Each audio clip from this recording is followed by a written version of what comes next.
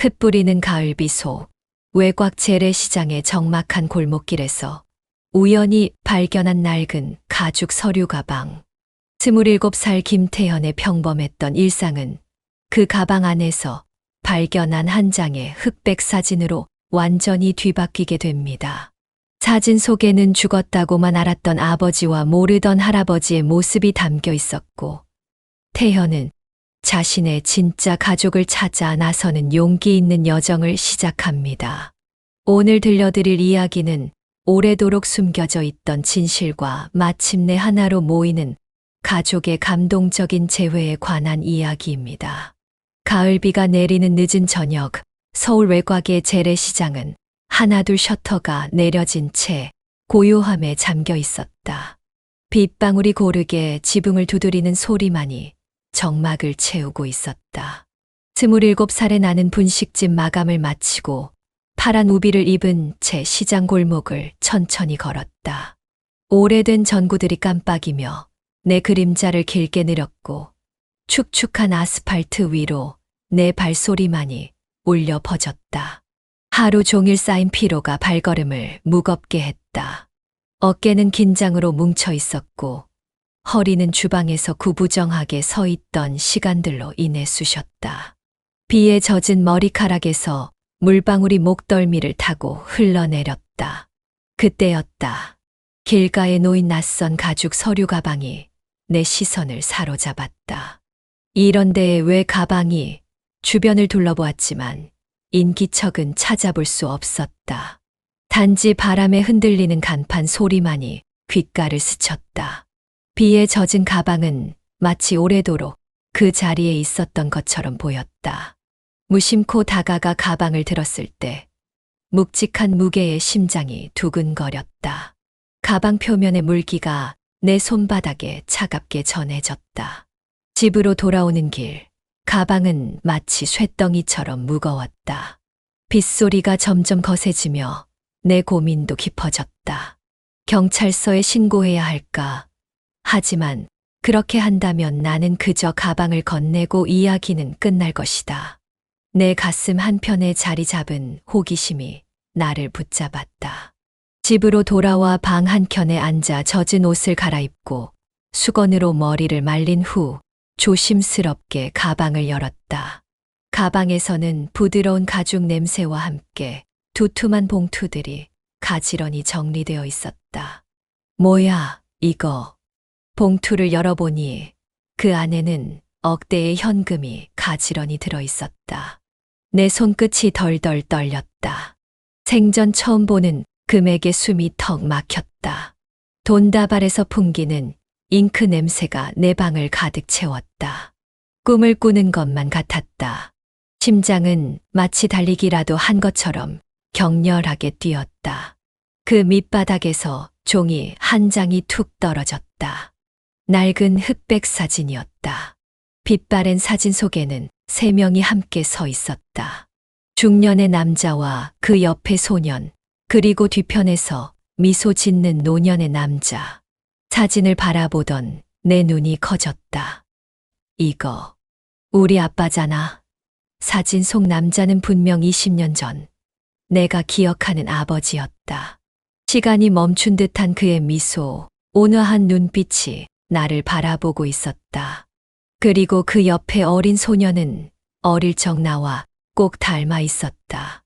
목구멍이 메어오는 듯했다. 손으로 입을 가리며 사진을 더 자세히 들여다보았다. 아버지가 돌아가셨다고 들었는데 어떻게 이 사진이 여기에? 가슴이 쿵쾅거렸다. 손끝이 차갑게 식었고 이 모든 상황이 현실인지 꿈인지 구분이 되지 않았다. 곧장 가방 안쪽 주머니를 더 뒤졌다. 낡은 신분증이 들어 있었고 거기에는 이름 석자가 또렷하게 적혀 있었다. 78세 김동섭. 나는 천천히 입술을 깨물었다. 어릴 적 사진에서 본 그 할아버지와 신분증 속 인물의 이름이 일치했다. 사진 속 그 할아버지가 나와 어떤 관계인지 알 길이 없었다. 비 내리는 창밖을 빗방울이 유리창을 타고 흘러내리는 모습을 멍하니 바라보았다. 그리고 아버지를 떠올렸다. 6살 무렴 사고로 세상을 떠났다고 했던 아버지. 그런데 지금 아버지가 살아있을 수도 있다는 생각이 내 머릿속을 뒤흔들었다. 이윽고 나는 사진 속 노인이 남긴 이 서류 가방의 의미를 추적하기로 결심했다. 진짜라면 아버지와 할아버지 모두 나를 속인 건가? 손에 들린 사진 속 웃고 있는 아버지의 얼굴이 갑자기 너무나 낯설게 느껴졌다. 20년간 믿어온 진실이 한순간에 흔들리고 있었다. 27살의 나는 그날 밤 잠을 설쳤다. 사진 속 아버지의 미소가 머릿속을 떠나지 않았다.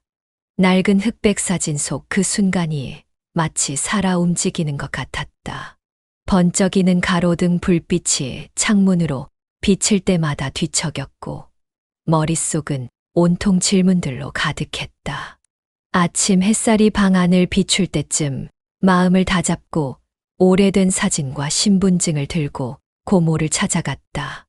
나를 키워준 사람은 고모였다. 56살의 박선희, 따뜻한 눈빛을 가진 그녀는 내게 어머니 같은 존재였지만 늘 입이 무거운 사람이었다. 고모의 작은 아파트는 아침 햇살에 밝게 빛나고 있었다. 고모는 나를 보자마자 자애로운 미소를 지었다. 평소처럼 앞치마를 두르고 있었고 주방에서는 된장국 냄새가 풍겨왔다. 아유, 웬일로 아침부터 찾아왔어. 나는 말없이 사진을 꺼내 고모 앞에 내밀었다. 내 손은 떨리고 있었다. 이거 어떻게 된 거야, 고모? 우리 아빠 사진 맞지? 고모의 손이 순간 멈췄다. 사진을 집어든 손끝이 눈에 띄게 떨리고 있었다. 한참을 말없이 사진만 바라보던 고모의 얼굴에 그림자가 드리웠다. 이내 깊은 한숨을 내쉬었다. 그녀의 눈에는 놀라움과 두려움, 그리고 슬픔이 뒤섞여 있었다. 그걸 어디서 본 거야? 고모의 목소리는 평소보다 더 낮고 무거웠다. 나는 차분히 상황을 설명했다.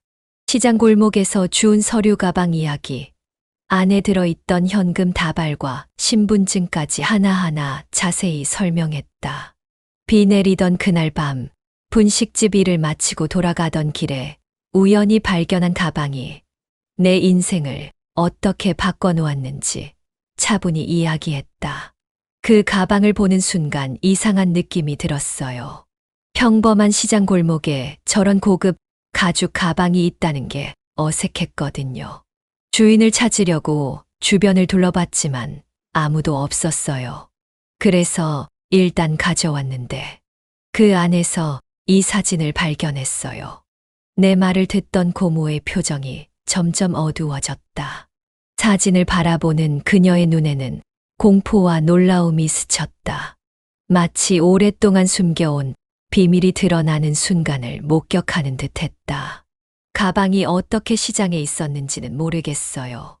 아마 할아버지가 병원에 가시던 중에 누군가 실수로 떨어뜨린 건지 아니면 누군가 일부러.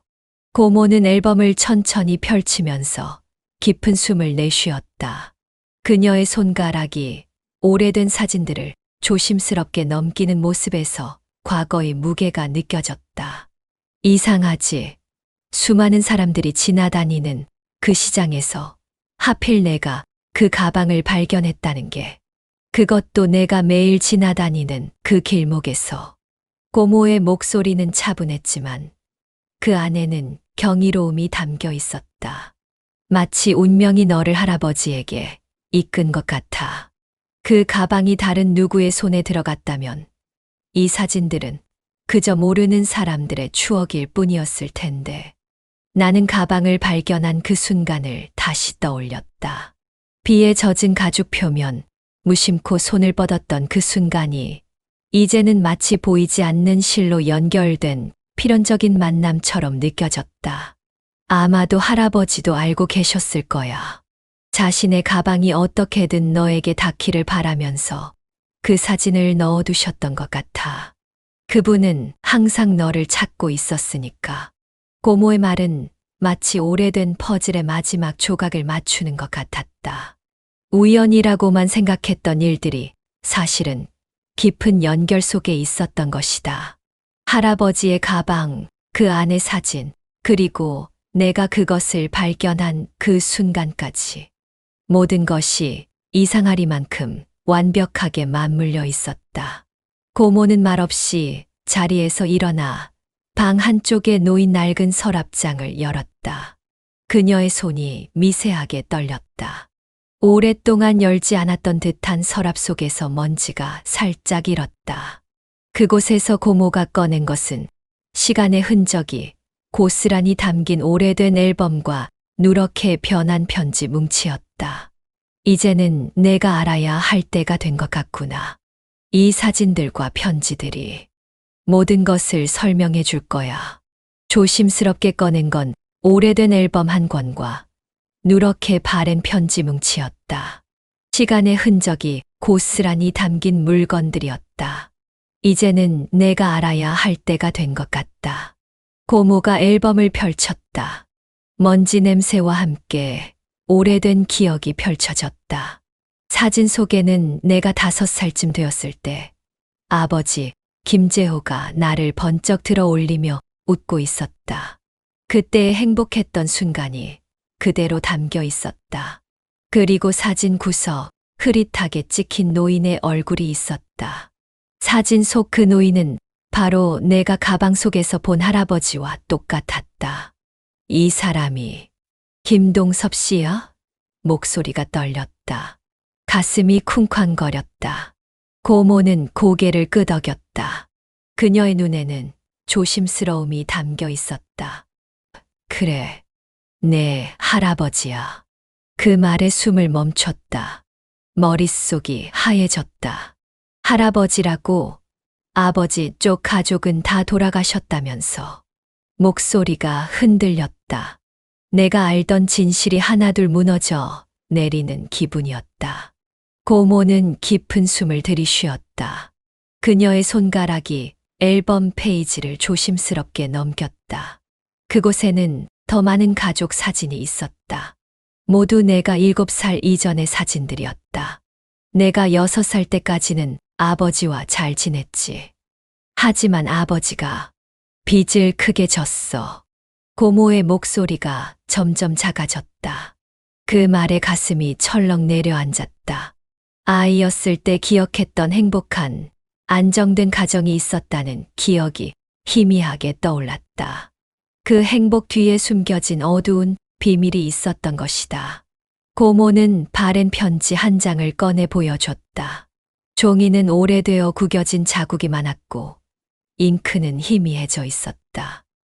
이건 내 아버지가 마지막으로 남긴 편지야. 편지엔 짧은 글이 적혀 있었다. 태현이를 부탁합니다. 반드시 돌아올게요. 아버지의 필체를 보자 눈시울이 뜨거워졌다. 희미한 기억 속의 그 손, 내 머리를 쓰다듬던 그 손이 이 글씨를 썼다는 생각에 가슴이 아팠다. 고모의 목소리는 낮고 떨렸다. 그녀의 눈가에 주름이 깊게 패였다. 너희 아버지는 사채업자들한테 쫓기고 있었어. 너까지 위험해질까봐 일부러 너를 나한테 맡긴 거야. 눈을 감았다. 그동안 믿어왔던 진실, 아버지의 죽음이라는 그 확고했던 현실이 무너져 내리고 있었다. 그래서 나한테는 아버지가 죽었다고 거짓말한 거야. 고모는 입술을 꾹 다물었다. 그녀의 눈에는 후회와 미안함이 가득했다. 미안하다. 어린 내가 알면 안 될 일이라고 생각했어. 아버지가 떠난 후 너는 매일 아버지를 찾았거든. 그렇게 기다리다 지치게 하고 싶지 않았어. 마음은 복잡했다. 그저 평범한 어린 시절이었다고 믿었던 시간 뒤에 이런 사연이 숨어 있었다는 게 믿기지 않았다. 내 기억 속에 행복했던 순간들이 모두 거짓인 것만 같았다. 그럼 할아버지는 왜 그동안 한 번도 말하지 않았어? 목소리가 떨렸다. 방 안의 공기가 무거웠다. 고모는 고개를 떨군 채 말했다. 햇살이 그녀의 흰 머리카락을 비추었다. 그분도 너희 아버지와 같은 이유로 너에게서 멀어졌어. 자체업자들 눈에 띄지 않으려고. 고모의 목소리가 낮고 아팠다. 할아버지는 부자셨거든. 재산을 지키기 위해 너희를 숨기려 했던 것 같아. 손에 쥔 사진을 바라보며 마음이 복잡해졌다. 햇살 속에서 사진 속 인물들이 더욱 생생하게 보였다. 아버지가 살아있을지도 몰라. 할아버지는 지금도 어딘가에 계신 거야. 머릿속이 뒤죽박죽이었다.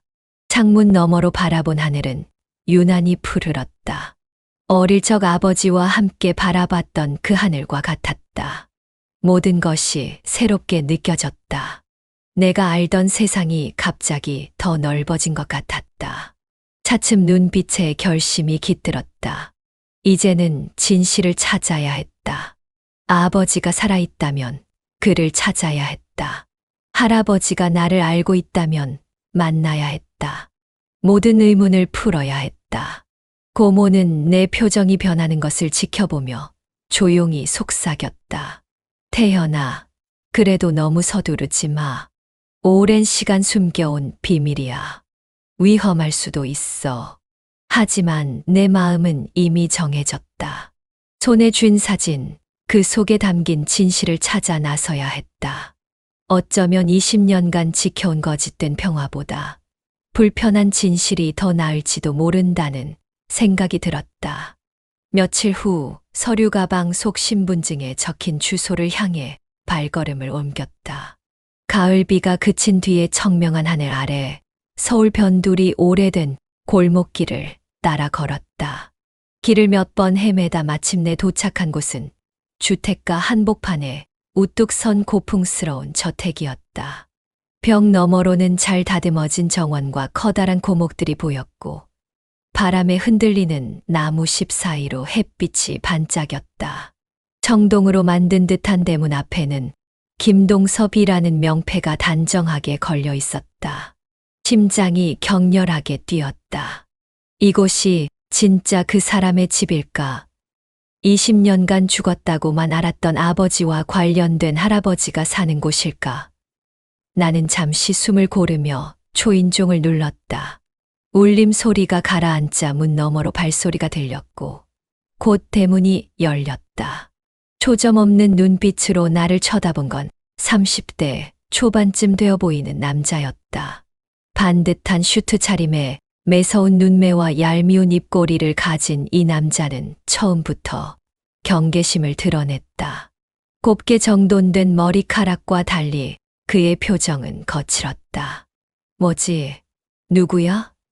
남자의 목소리는 처음부터 거칠고 무례했다. 마치 자기 영역을 침범한 낯선 해충을 보는 듯한 표정이었다. 저 김동섭 어르신을 뵙고 싶어서 왔습니다. 최대한 정중하게 말했지만 남자는 코웃음을 쳤다. 그의 얼굴에 순간 비웃음이 스쳤다. 또 그런 사람인가? 돈 좀 받을까 하고 오는 사람들 많더라. 남자는 나를 위아래로 훑으며 비꼬듯 말했다. 그의 눈빛은 마치 쓰레기를 보는 듯했다. 젊은 사람이 이런 데까지 와서 뭘 바라는 거야? 김동섭 회장님은 아무나 못 만나는 분이야. 당황스러움이 밀려왔다. 이런 상황을 예상하지 못했다. 갑자기 목이 메어오는 느낌이었다. 저 가족이라서요. 직접 드릴 말씀이 있어서. 내 목소리는 점점 작아졌다. 그러자 남자는 입꼬리를 더욱 올리며 비아냥거렸다. 가족. 너 같은 애가? 웃기네. 김 회장님이 그런 허름한 행색에 가족이 있을 리가 없거든. 그 말에 얼굴이 화끈 달아올랐다.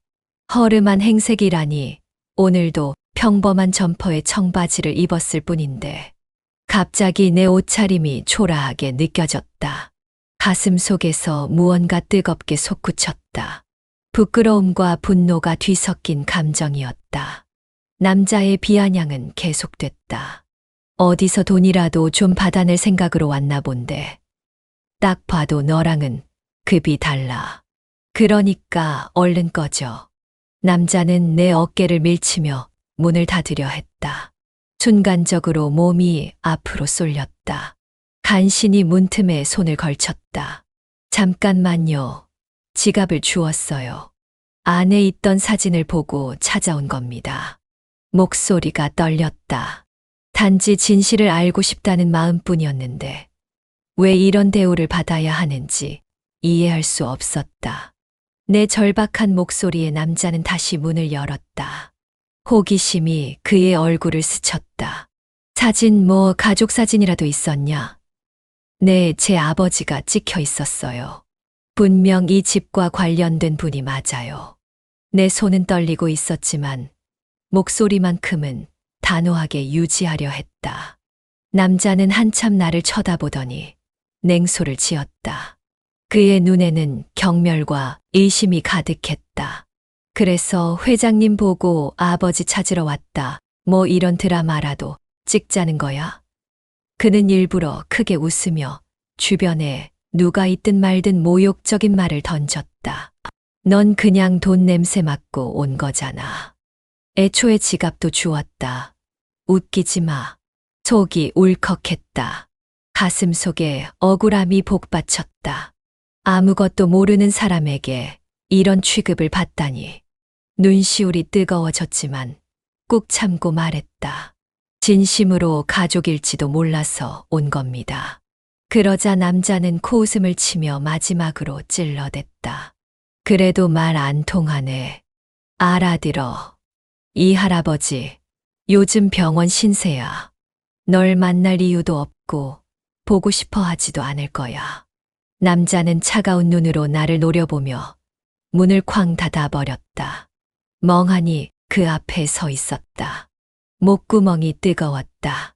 억울하고 분한 마음에 한참이나 숨을 골라야 했다. 주먹을 꽉 쥐었다 폈다. 가을 바람이 불어와 얼굴을 쓸었지만 화끈거리는 뺨은 식지 않았다.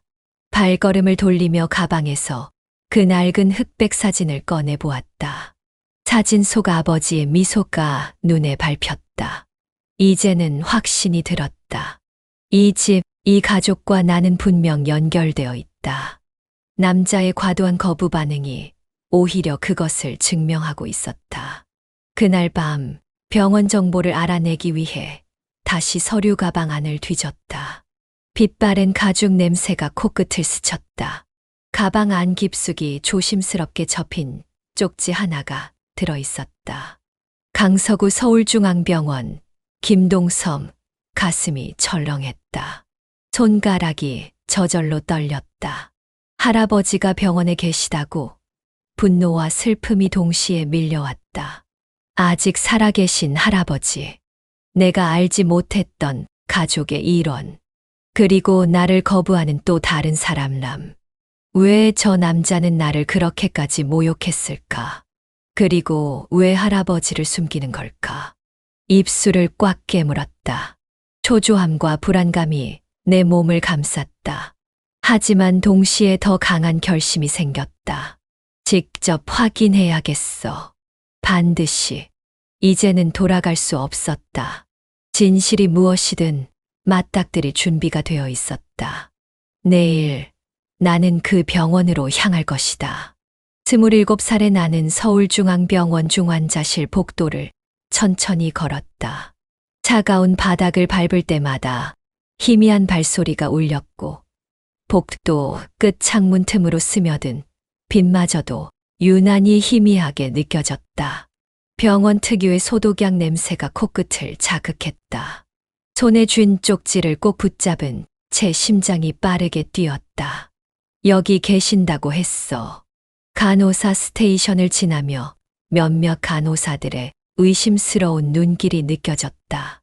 낯선 방문객에 대한 자연스러운 경계였을 테지만 오늘따라 유독 날카롭게 느껴졌다. 나는 그런 시선들을 애써 무시하고 병실 번호를 찾았다. 마침내 병실 문 앞에 도착했다. 손잡이를 잡은 손이 떨렸다.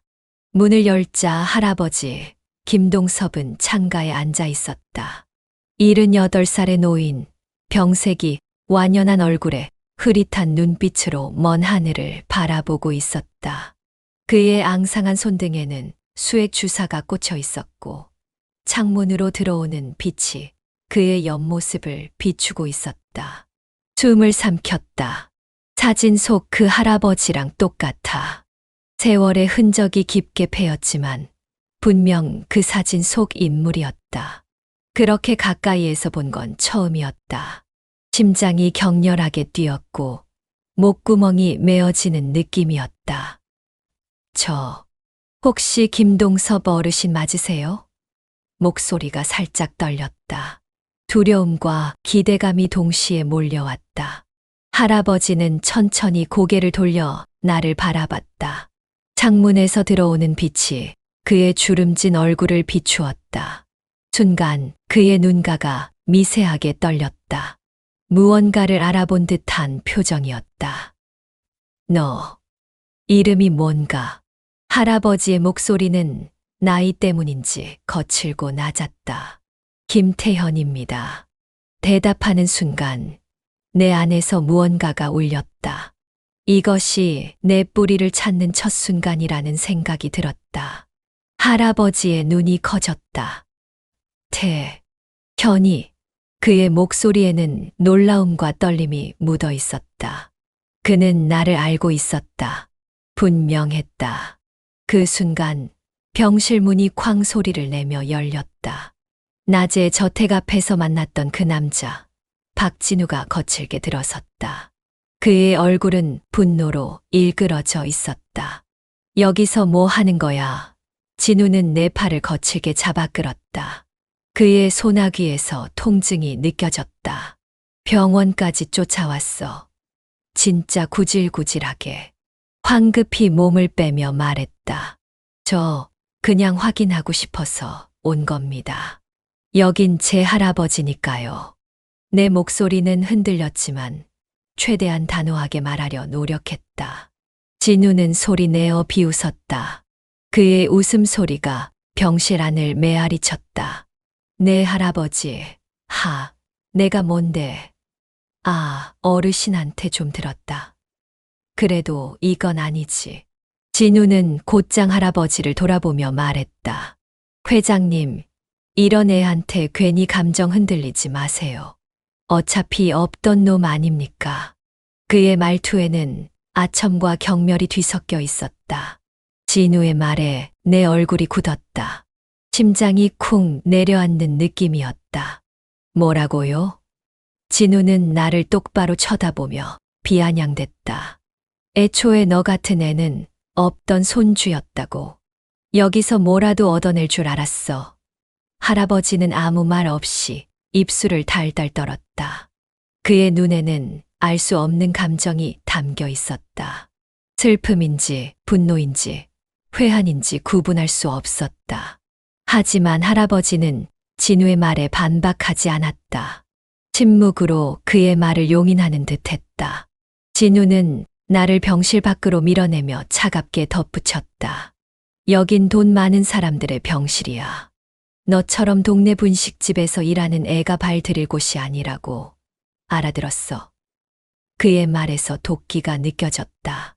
얼굴이 화끈거렸다. 그가 나의 직업을 어떻게 알았는지 의문이었지만 그보다 더 충격적인 건 그의 모욕적인 말투였다. 하지만 나는 할아버지 앞에서 더 이상의 소란을 피우고 싶지 않았다. 할아버지의 건강이 걱정됐다. 진우는 병실 문을 닫으며 마지막 일격을 날렸다. 괜히 돈 냄새 맡고 이러지 말고 다시는 오지 마라. 여기서 이런 행색으로 얼쩡거리면 쫓아낼 테니까. 문이 쾅 하고 닫혔다. 복도에 홀로 남은 나는 주먹을 꽉 쥐었다. 손톱이 손바닥을 파고들었다. 진우의 뻔뻔하고 날선 말투가 머릿속에서 떠나지 않았다. 도대체 저 사람은 뭐야? 왜 할아버지를 저렇게 감싸면서 나를 내쫓는 거지? 창문 밖으로 내려다본 병원 마당은 이미 해가 저물어 있었다. 노을빛이 건물 사이로 스며들고 있었다. 포기할 순 없어. 병원 근처의 벤치에 앉아 오래 고민했다. 차가운 바람이 불어와 어깨를 스쳤다. 그때 휴대폰 진동이 울렸다. 화면을 보니 고모 박선이었다.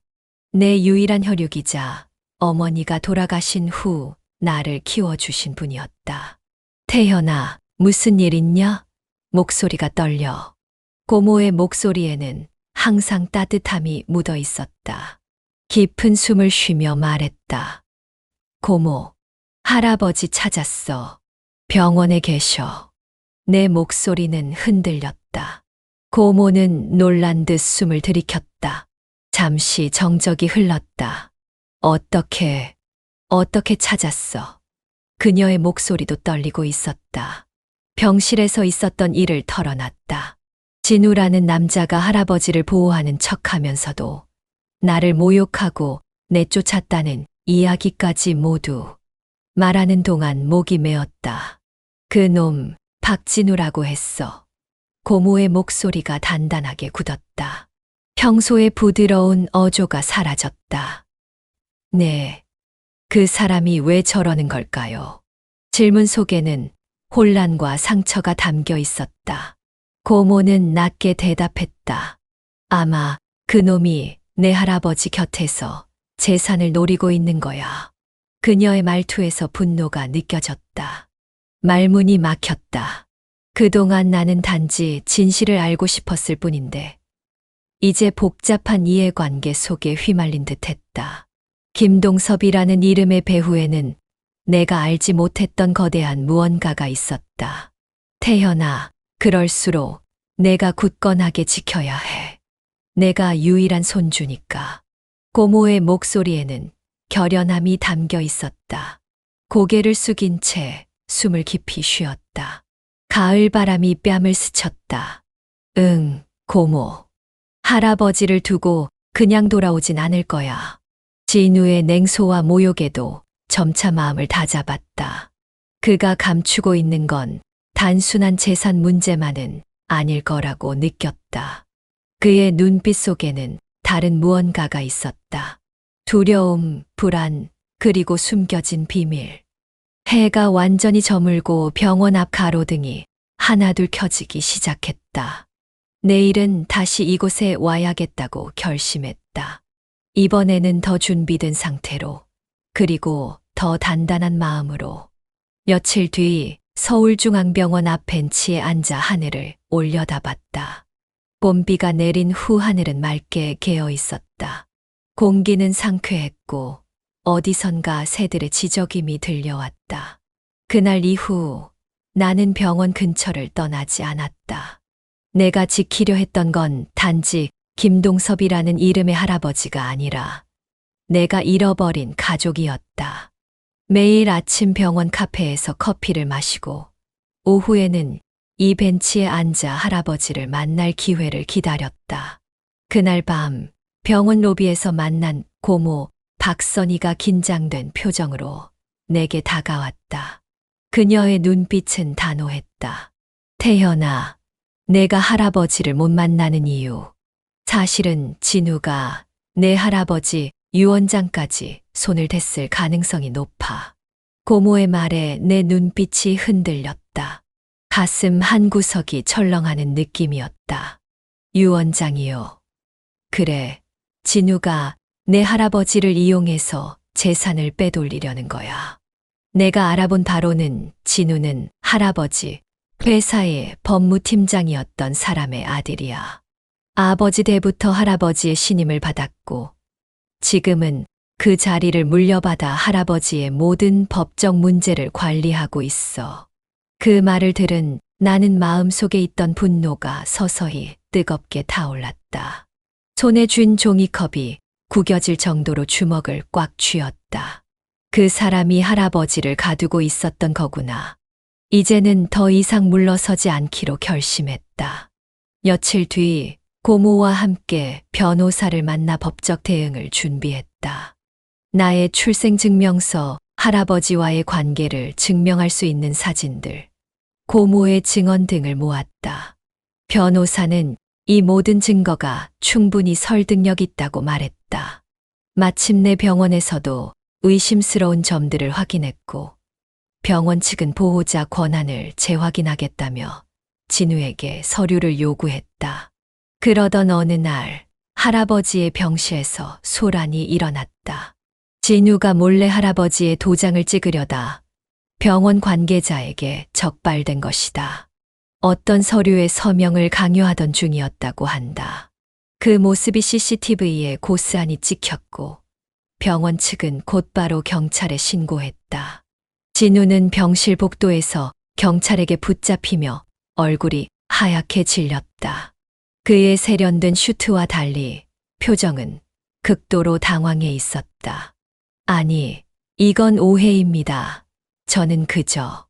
하지만 병원 관계자와 변호사가 결정적인 증거를 내밀자 진우는 더 이상 변명을 할 수 없었다.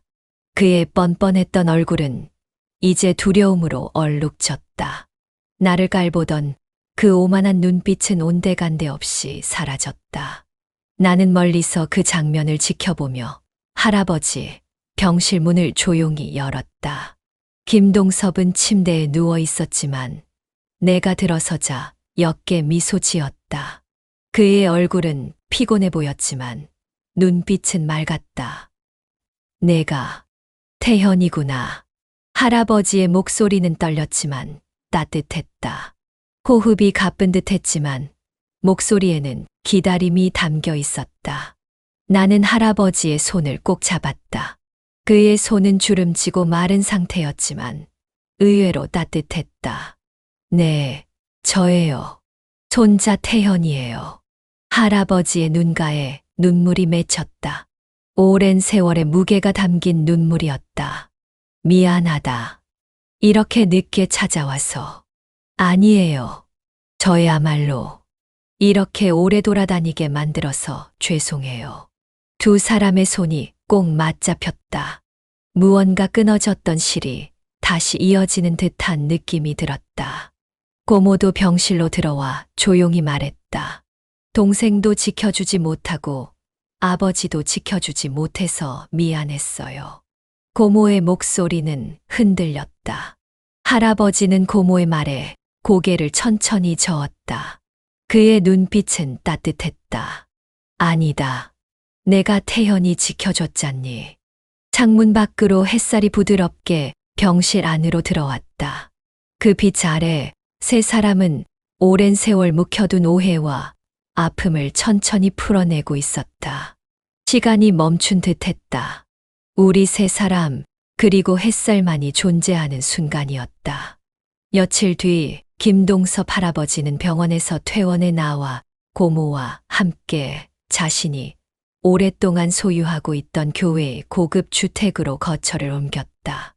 넓은 정원과 오랜 시간 관리해온 별장 같은 집이었지만 그 집 안에는 오히려 세월의 흔적이 고스란히 남아 있었다.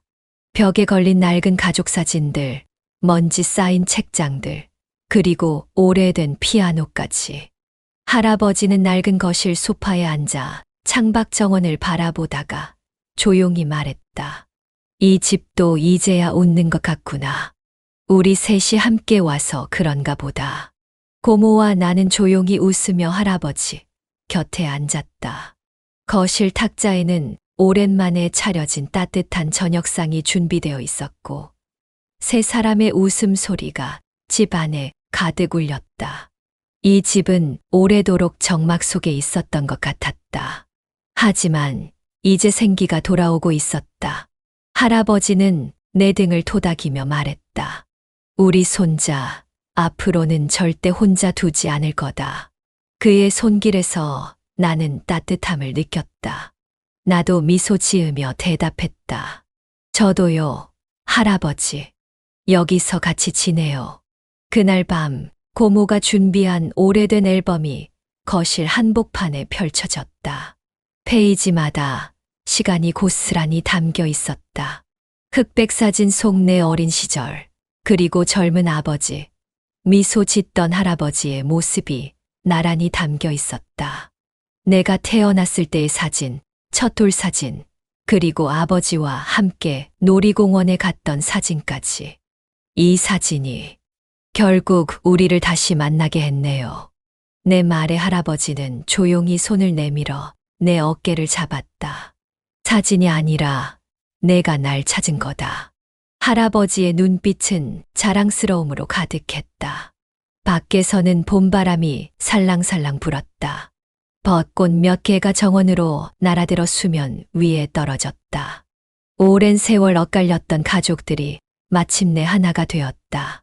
그날 이후 나는 할아버지와 함께 매일 산책을 나가고 고모와 함께 따뜻한 식사를 준비하며 새로운 시간을 쌓아갔다.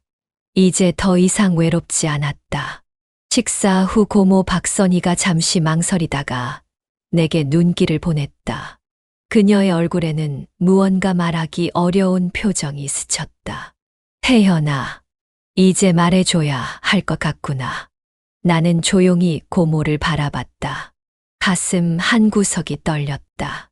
할아버지는 가만히 눈을 감았다가 입을 열었다. 내 아버지 살아 계신단다. 순간 숨이 멎는 것 같았다. 방 안의 공기가 멈춘 듯했다. 정말이에요. 어디 계신데요? 목소리가 떨렸다. 내 온몸의 혈액이 빠르게 흐르는 것 같았다. 고모는 슬며시 웃었다. 그녀의 눈에는 안도감이 담겨 있었다. 내가 할아버지 찾겠다고 이곳저곳 뛰어다니는 동안 사실 아버지와 연락이 닿았어. 나는 눈이 커졌다. 가슴이 쿵쾅거렸다. 정말 아버지가 돌아오시는 거예요. 믿기지 않는 현실의 목소리가 떨렸다. 할아버지의 눈가에 한없이 눈물이 흘렀다. 내가 용기를 내서 찾아왔던 그날, 내 아버지도 내가 있다는 소식을 듣고 바로 연락을 해왔단다. 고모는 내 손을 꼭 잡았다. 그녀의 손은 따뜻했다. 내 아버지는 그동안 해외에서 어렵게 지내셨지만 내 엄마가 돌아가신 후에도 너를 늘 지켜보고 있었어. 다만 내가 다칠까봐 조심스럽게 숨을 죽이며 지내셨던 거야. 그 순간 거실 밖에서 누군가가 조심스레 문을 두드렸다. 나는 그 소리에 몸을 움츠렸다.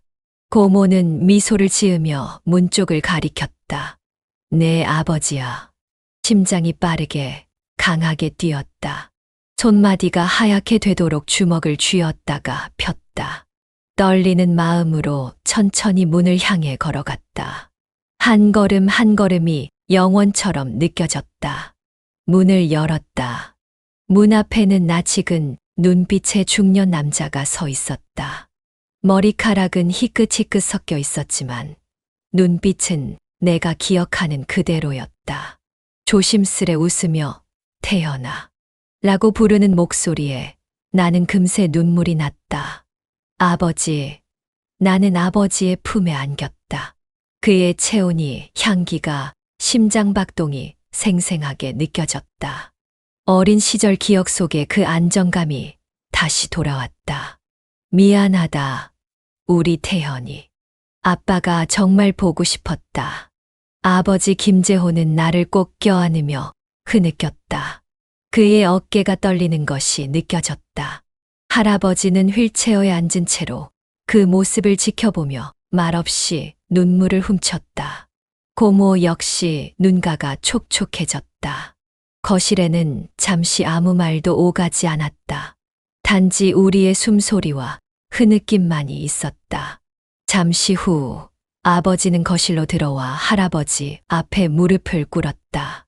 아버지, 죄송합니다. 태현이를 지켜주지 못하고 이렇게 늦게 돌아와서. 아버지의 목소리는 무거웠다. 세월의 무게가 실린 목소리였다. 할아버지는 아들의 손을 잡으며 고개를 저었다. 그의 눈에는 용서와 사랑이 가득했다. 재호야, 잘 돌아왔다. 이제 우리 모두 함께야. 그날 밤, 네 사람은 한 식탁에 둘러앉아 소박한 식사를 나누었다. 20년이 넘는 세월 동안 멀어졌던 가족이 마침내 다시 모였고, 집안에는 오랜만에 웃음과 따뜻한 온기가 가득했다. 아버지는 그동안의 이야기를 조금씩 들려주었다. 빚을 갚기 위해 먼 나라에서 일했던 이야기, 그리고 항상 내 소식을 듣기 위해 노력했던 이야기를. 나는 조용히 아버지를 바라보며 말했다. 아버지, 앞으로 우리 같이 지내요. 아버지도 미소 지으며 고개를 끄덕였다. 그래, 이제 어디에도 안 간다. 꼭 함께 할 거야. 창밖으로 봄밤의 바람이 살며시 불어왔다. 별들이 밝게 빛나고 있었다. 이제는 더 이상 슬픔이 아닌 희망의 바람이었다. 이 이야기를 통해 우리는 가족의 소중함과 진실의 힘을 다시 한번 느낍니다. 시간과 거리가 아무리 멀어도 진정한 가족의 연결고리는 결코 끊어지지 않는다는 것을 김태현의 여정이 보여줍니다. 때로는 우연처럼 보이는 작은 순간들이 우리 인생에 가장 큰 변화를 가져오기도 합니다. 낡은 가방 하나가 20년간 흩어졌던 가족을 다시 모으는 계기가 되었듯이 우리 삶에서도 사소한 만남과 발견이 새로운 시작이 될 수 있습니다. 이번 이야기가 여러분께 위로와 희망이 되었기를 바랍니다. 더 많은 감동적인 이야기를 원하신다면 구독과 좋아요 눌러주시고 알림 설정도 잊지 마세요. 여러분의 응원이 더 좋은 이야기를 만드는 원동력이 됩니다. 감사합니다.